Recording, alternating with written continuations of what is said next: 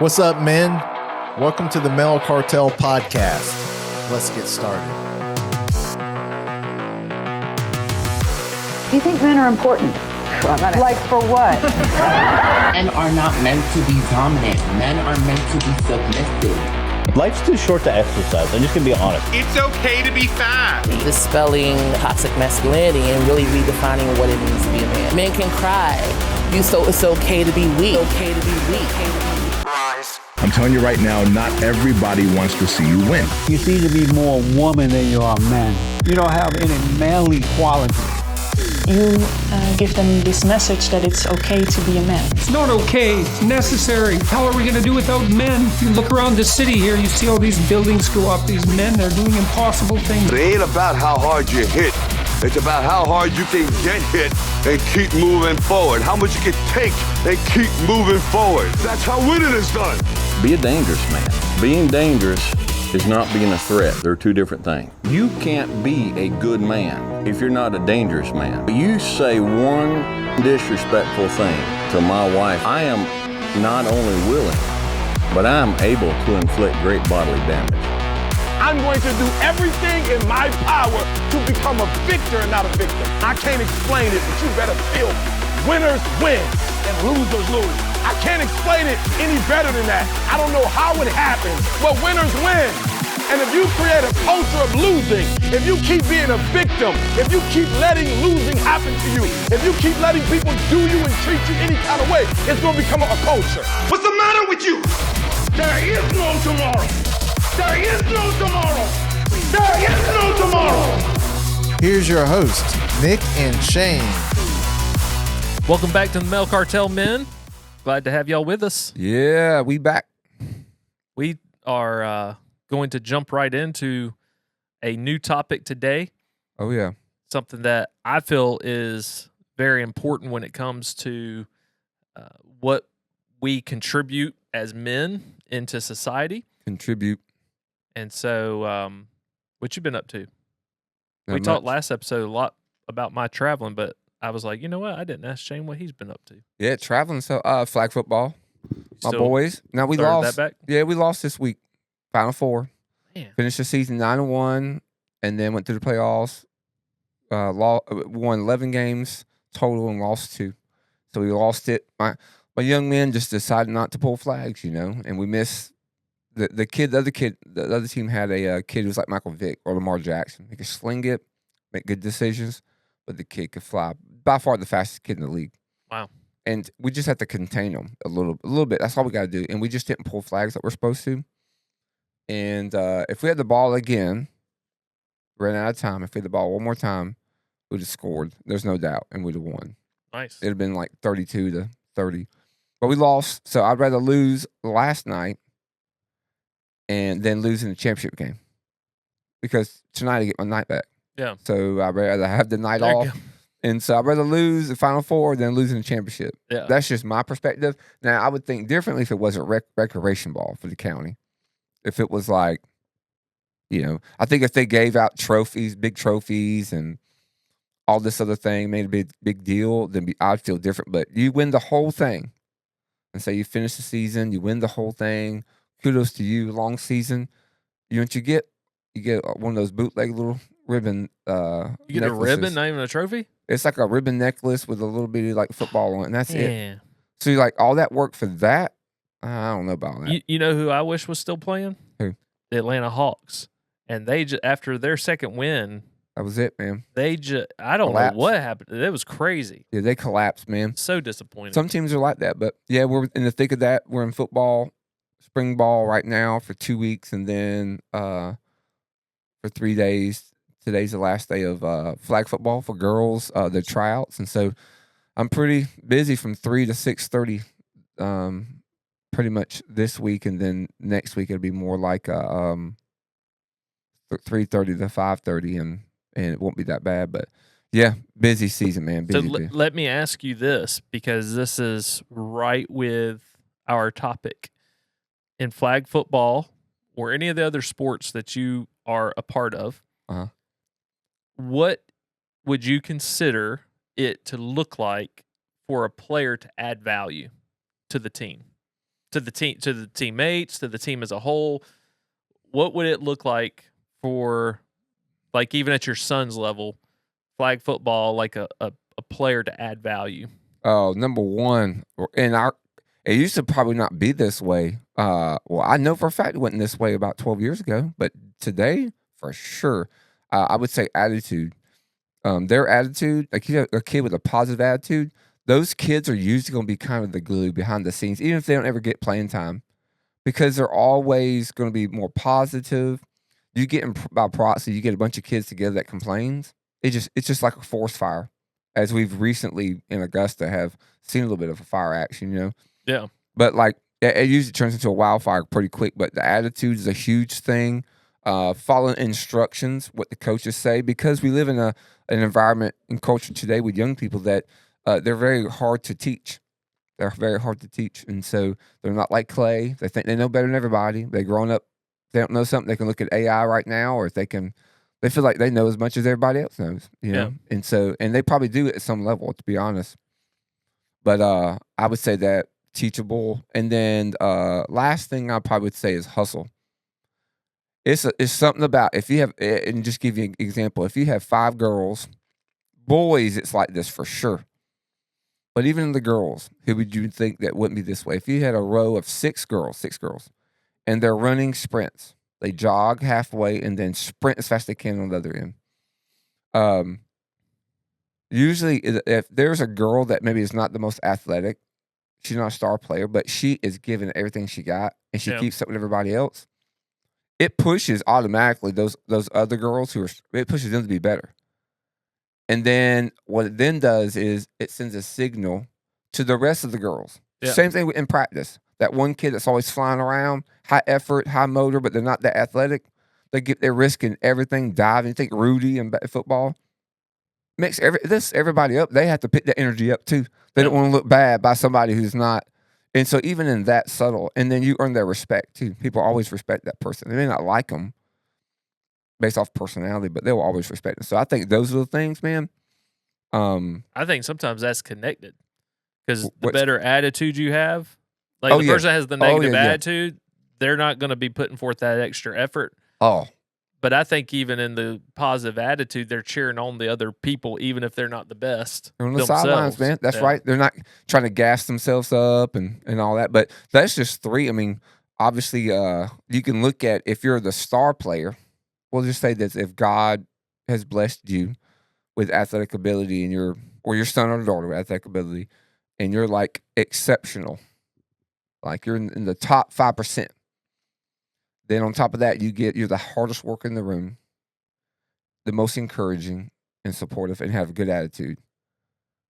You change your entire. I mean, you're like the whole room changes. You're the thermostat. Yeah, and you set the tone immediately, because if they can do it, then I have to do it. Yep. And that's no exception.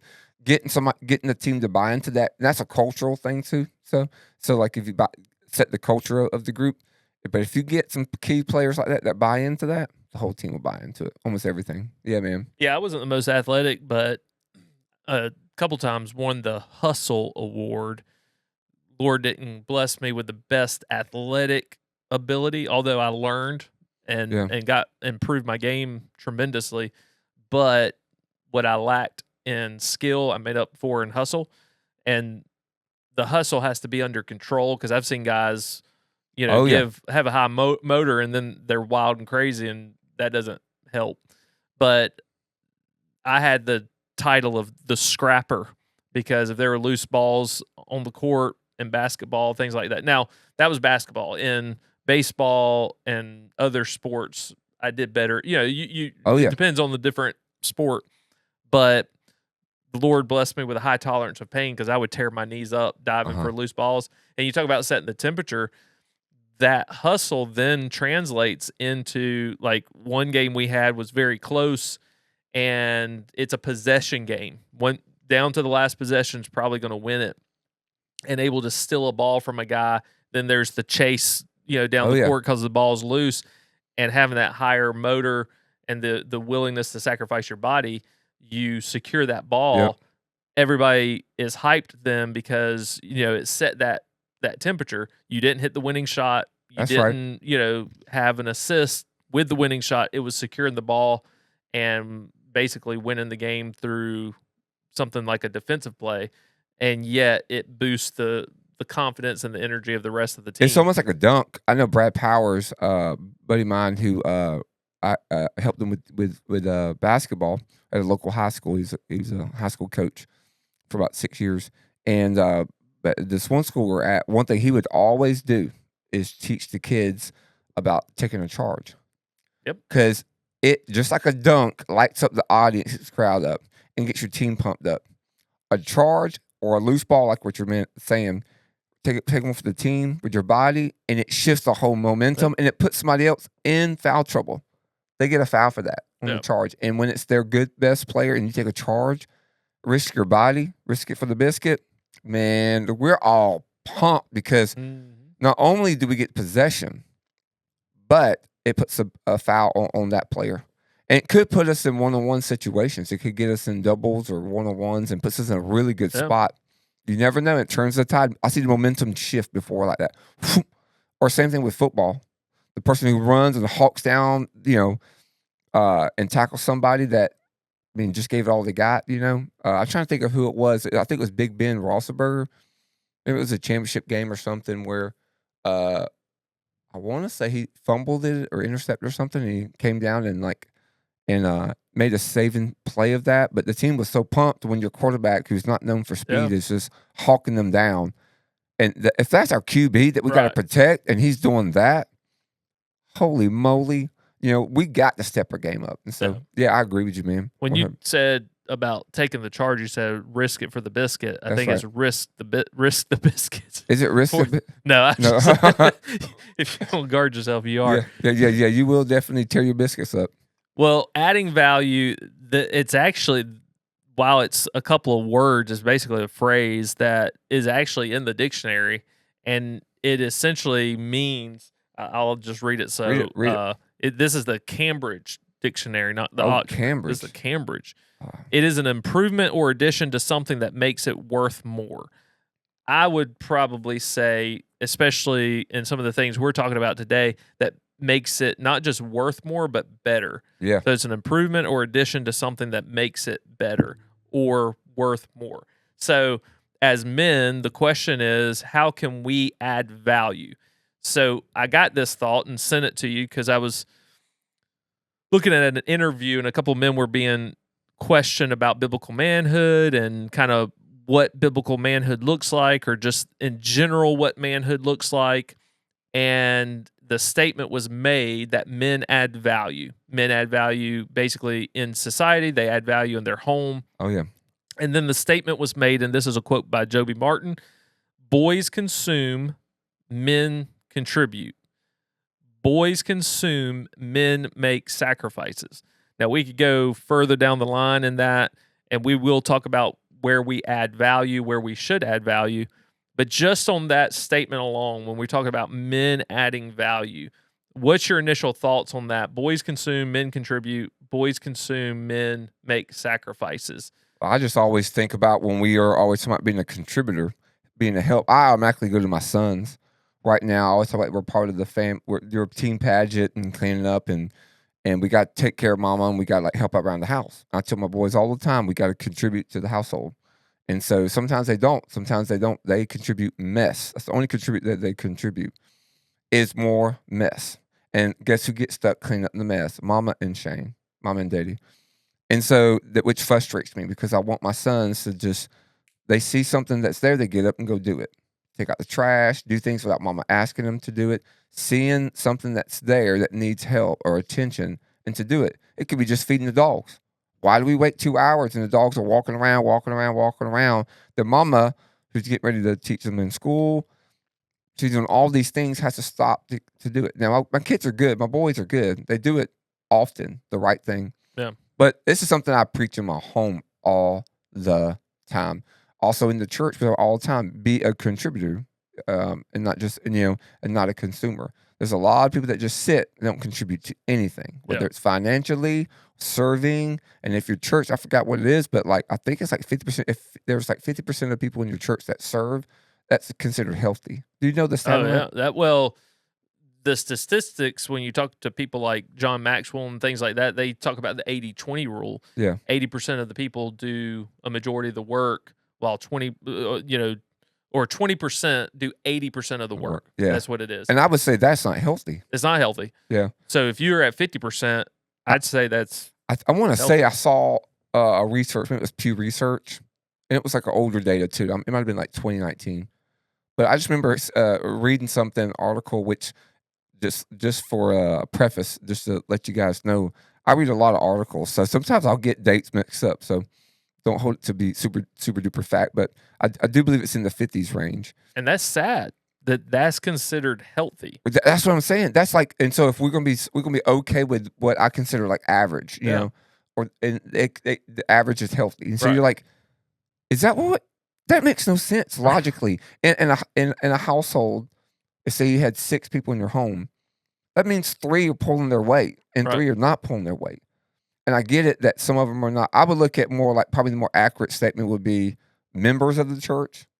So if you have, say you have 1,000 people in your church and say 1,000 people in your church, and then you have 700 members. Yeah. That would mean that 700 members, then you would say there's 350 that are serving, right? That's a little bit different. I would try to mobilize the other 250 that haven't even joined the church. How long have they been sitting? See, for me, I would say if there's 1,000 people in the church, 700 are members, then it should be 70-30 percentage-wise. That 700 should be fully 100% engaged because that's part of church membership is being involved, using your gifts and your talents. So I would understand 30% not because maybe they're new. That's right. They're new converts. And I would even say new converts. So maybe 700 out of that 700, you've got some new converts who are just learning and growing. Absolutely. But yeah, that would make more sense for me to go, that's a healthy number looking at the statistics. That's right. Of what makes up that church body. Yeah. That's just logical. Yeah. At least you can't. I said it not too long ago from the stage when I spoke, and I've said it plenty other times since then. Is that you can't be. It will always be hard. It will always be hard to say you're a Christian if you don't serve.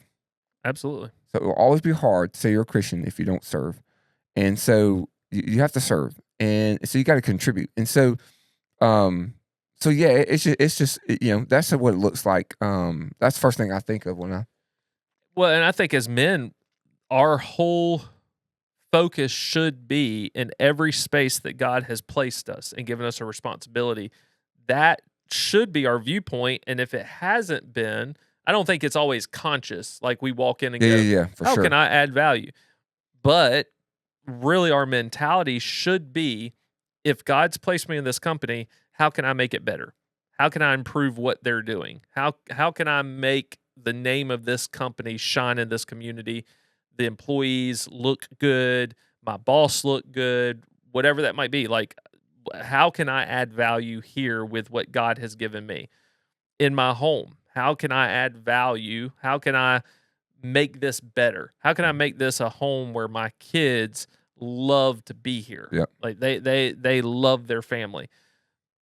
In everything, whether it be social, whether it be in society, wherever God's placed us and given us influence in our church. You talk about we're Team Pageant, we all pitch in, and that's something I talk about here with our leaders. We strive for excellence, and so therefore, signs that have fallen down, things that are not in its proper place. We should walk into an environment as leaders, and especially we as men, going, "Hey, that's out of place." Now, maybe I feel like I need to get permission before changing something or doing something, but that's okay. Mm-hmm. Hey, I noticed this. Is this how you want this? No, that fell down. That isn't like that. That should be wrapped up. That should be cleaned up, whatever. Oh, okay, I got it. Some people will just jump right in and do something, right. And maybe it's like, hey, we were doing something with that. So I'm not saying like don't do things in order. Yeah. But at the same time, if like, hey, that doesn't belong there. That looks clutter.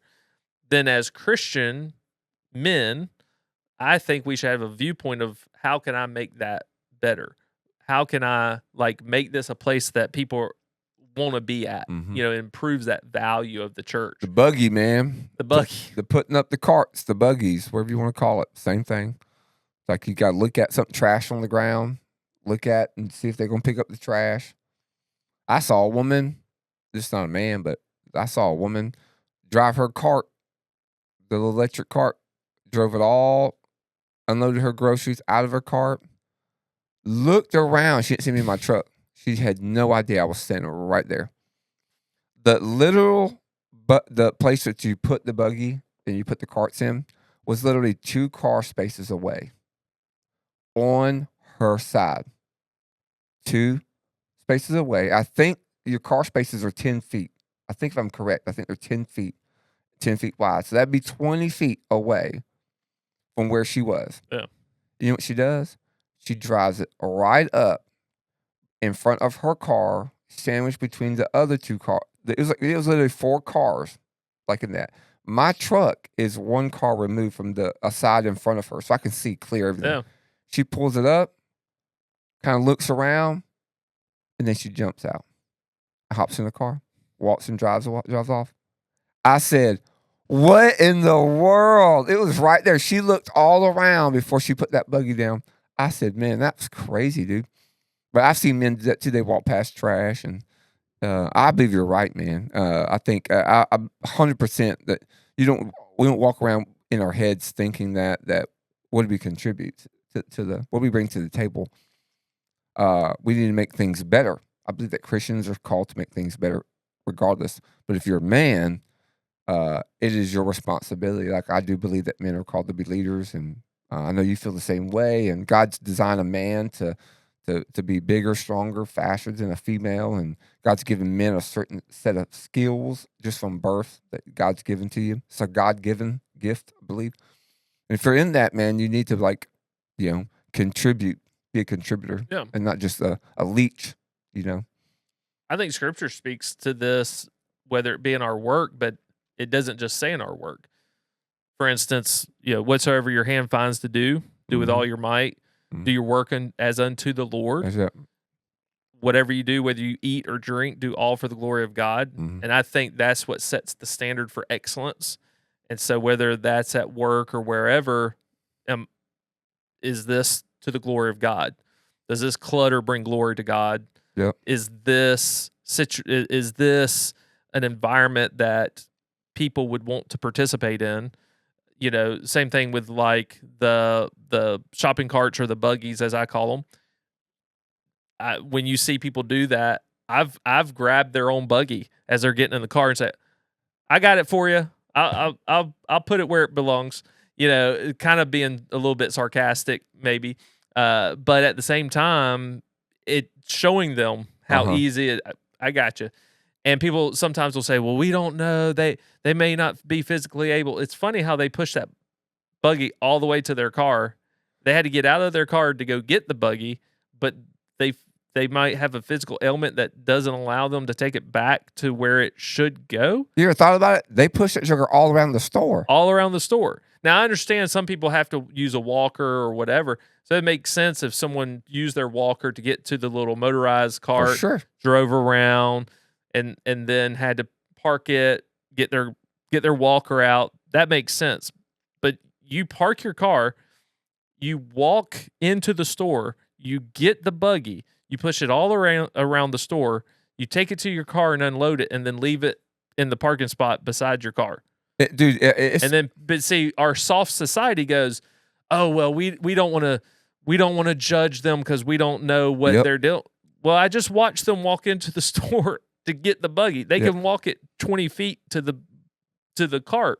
And it's not about judging. That is like a good thing. I mean, like that's like one of the easiest things to see because we're seeing them physically walk. You see someone who is like, sometimes you don't always see it. The cart's just sitting there in the middle of the doggone like parking lot. But oftentimes, if I go to Walmart 4 times in a week, probably half the time I'm gonna see people do it. Yeah, I'm gonna do it. I'm a bigger guy, taller, 6'4", all that. So I can't get away being sarcastic like Nick can, or to say something. I look like a bully. I just could look very intimidating to the people who do those carts that I see. And I have said things before being funny. And especially when people go to look around. I had this one gentleman, he was probably late 50s maybe, and he had this cart, and you could tell, man, he was looking around, and he was about to shove it between two cars. And I hopped out and came like right by him, and then he immediately, he was about to do it, because then he waddled back out of the hole between the two cars and then go put it up. Act like I was like stalling, and he put it right up. But that was like one car space away. Yeah. He just didn't want to do it. He just tired. Adding value in society, adding value to other people's life.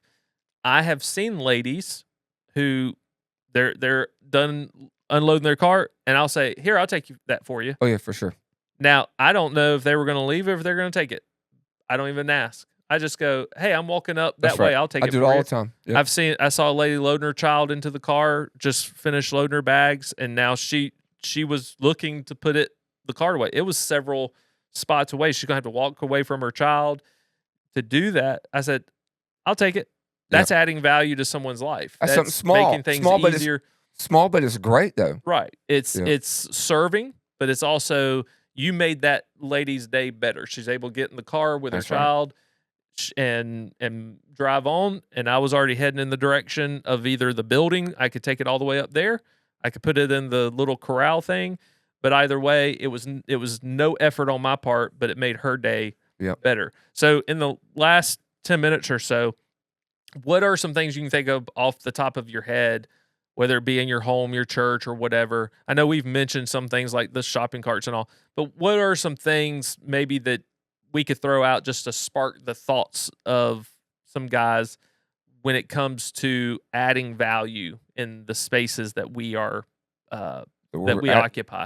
Yeah, I mean, obviously, I think I think if you're gifted in a certain area, whether it could be in a lot of different things. I think it could be finance. It could be something physically that God's gifted you physically with.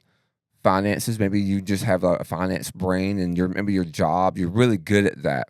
Maybe you're a mechanic, whatever the skill is that you're really good at. I think just looking at ways that you can serve others with what God has blessed you with. Some of those examples would be if you're physically fit and you have the ability, if there's a neighbor of yours or somebody like on your same street that maybe they're elderly, I think go and take something off their plate so they don't have to worry about them. You'd be surprised. You really would be surprised at those who are older, how usually when you get older and you're on medication and you have health issues, you worry a little bit more about your health. Mm-hmm. And so I believe there should be no reason an older person should be doing their lawn, not when there's able-bodied men around. I believe there's no reason. And I think if you have a wife that's in shape too, I say put her to work helping people out with that. But I don't believe an elderly person should be able to do the lawn. I think we need men to step up to the plate.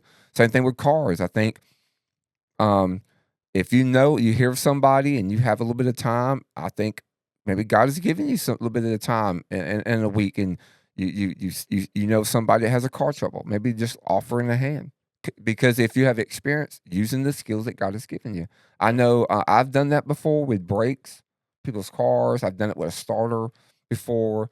I think those things are great. I think something small, again, back on like being physically, somebody breaks down on the side of the road. My wife was broken down not too long ago, and I had to get to her.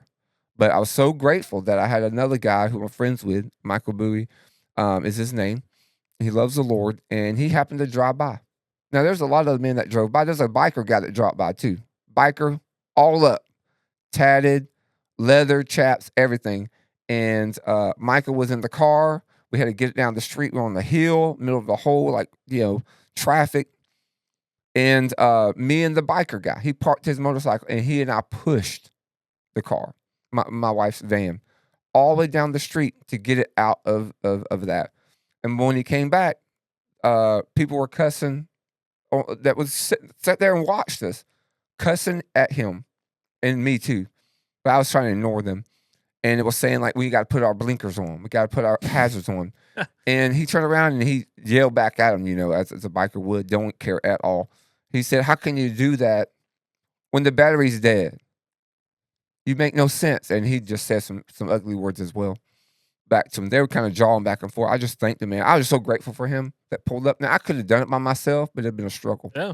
But I was so glad he made my life easier. Right. And in that moment, 2 men stopped to help me out and to help my wife, and my kids was there too. So it did more than just help me, but it modeled even for my sons about what it is. So I think using what God has given you, I think I would start there. And like, if God's given you a certain set of skills, is looking ways that you can serve others and contribute to situations. Even like I was thinking like church related, like, well, I'll just say for you, like if there's people and we're about to do this big loan and say you're about to do a renovation or whatever, you're thinking about if people in your church have a certain set of skills and they're bankers or lawyers and they know people and all that, I think they should, their contributors, I think they should contribute. Yeah. And I think they should offer advice, And sometimes a lot of people will do that, like in addition to their normal giving and all that, because that's like almost like a bonus offering.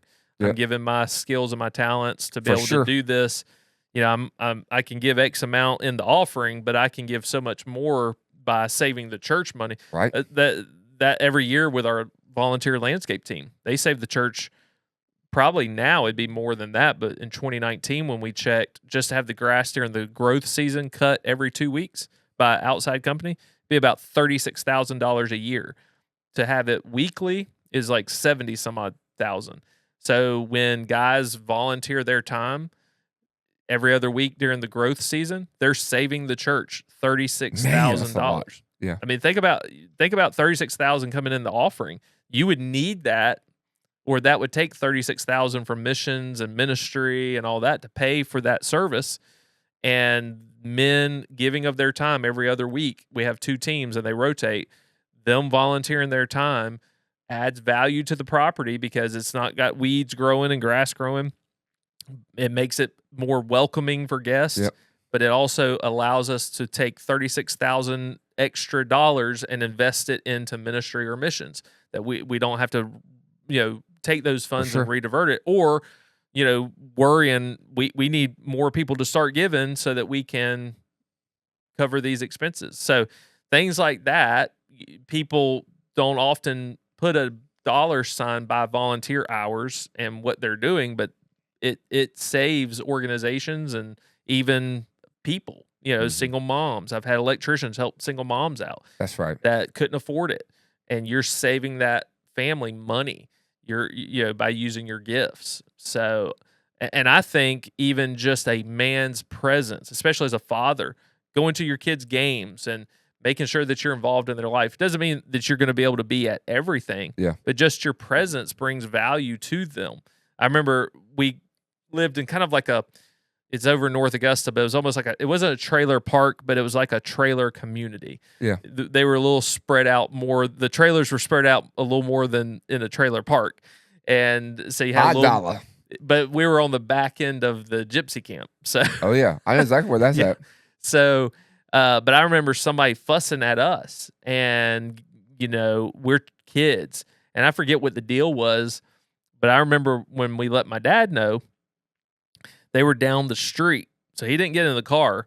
He walked to their trailer, and I remember walking behind them, and just the presence of my dad, knowing that he was in my life, he was in our home, and he could solve this problem, and the strength of a dad going to deal with this other person. You're kind of walking a little taller, and you're bowed up. But it adds benefit to your home to have a dad present. And I know that's not the case for everybody. And I know some men are dealing with women who try to keep their kids from them and things like that. But I would fight as much as you can to be in your kid's life and to be present, because you bring value to their life, to your home. And if you're in home with an intact marriage, even more so. You benefit your home so much more by you being present and engaged. And I've learned that the hard way, some, even as a dad, kind of being disengaged with work and the business of things. So, I think that's another big area that we can add value. We always say power and presence, man. Yeah, for sure. Yeah. And then one other thing I thought of after we kind of talked about this was men sharing their faith. Oh yeah. You want to talk about adding value and benefiting the world? It's men being vocal about their faith and sharing the gospel. There's no better way we can add value. Hey, I'll say the Great Commission is your Great Commission. It is a personal thing. It is a mandate. It's not suggested, and I think that we get we have the opportunity and we have the joy to be able to share the greatest news that's ever been told. The only news that takes dead things and makes them alive, and takes the useless and makes it useful. Can't hardly say that word. Useful. It's the gospel. It is powerful. Romans 1:16 tells us how powerful it is. It's salvation. There's no other name given to men in which we can be saved. The Bible says it's the name of Jesus. And so we need to proclaim that. Yeah. And it liberates, not only have saved you and liberates you, but then the gospel empowers you to be able to share something. And that something is the greatest news. And I think that there's something about a guy who does it, not saying that a woman does it. It's not, I think we all do it. But if it's a man that does it, and again, when I say you do it, if your posture, you have a good posture with you, sharing it and you're smiling because you have a joy that comes from the Lord. It's just like men singing. I'll say that. It's hard. I'm trying to explain it, but it's hard. There's something about a room full of men singing that's just powerful. Nothing against females, but when you see a room full of men and you hear they're singing, there's nothing better than that, I believe. I mean, children would be the next best thing. Yeah. But literally, men, it's just something about it. You can't explain it. I just think that how God has made man, woman, but made man to be the leader, and Adam was the first, and there's just something very uniquely about it. But when a man shares it, and I think that you should share it, and I think the world needs it, and the proof is in the pudding. Research tells us about how when a man gets saved and places faith in Christ, the home goes to church. As the man goes, the home goes. And so I think that when the man gets it right with the Lord and is spurred on in his faith, you get the whole family. Right. And there's something powerful to that, because the new research that just came out just recently was 77% of all people who are Christians, when they place faith in Christ, they did it under 18 years old. And so it's critical, if you're a dad, to not just share the gospel with your friends and the people that you work with, but also with your family. Right. And so I think it's really key. But I think it's just something special about when men do it. And yeah, I mean, I can go on and share my opinion, but I would imagine we have hopefully brought some value and benefit to the men's lives and ladies. We've got ladies as well. In fact, a couple weeks ago, saw a very kind comment, I think, on one of your posts from a lady that's listening. Okay. And so ladies as well, hopefully we have brought, and I imagine we have brought, a benefit to you. And so what we would ask is that you benefit other people in going and taking the time to go to Apple Podcast or Spotify, and maybe both if you are a listener, even if you listen on a different kind of platform, and give us a rating as well. I think on Apple you can actually leave a written kind of review. Oh, yeah. And what that does is helps other people when they're looking for a podcast to check out and to tune into, to decide whether or not it's worth their time. Because if it doesn't have a good rating and it doesn't have good feedback, people aren't going to tune in. So that helps with that. I know on Spotify it helps boost the search results. So what it does is help benefit other people. So if you would do that for us, and then on social media, when we post these episodes, to share it with other people and get it in front of them, because we want to add value to men's lives, ladies' lives, if at all possible as well. And you can help us do that by sharing, commenting, and leaving us a review. Yeah, and also, beside that, summertime is coming, and so hats are great to keep the sun out of your face. Absolutely. We got some really cool hats that have patches on them that says MC, Male Cartel. And also we have t-shirts. I know some of the guys, they grew up back in the day, Nick, with NWO The black and white versus the red and black, the whole WCW days in the mid-90s. We got some really cool black and white shirts that just says, it's a black shirt that just says Male Cartel. You've seen us wear it before. It is awesome. It looks super cool. I get a lot of questions when I wear that shirt. I know you have. And a white one with black. Yep, and in the reverse, then it's a white one with black. Especially during summer, that'd be nice. We got hoodies too. I know it's about to be summertime, but your teenager will still wear hoodies in 100 degrees. So buy your son a hoodie and he'll wear that. But yeah, like we say every episode, get 1% better. 1% better. We'll talk to you next episode. Yep. See ya.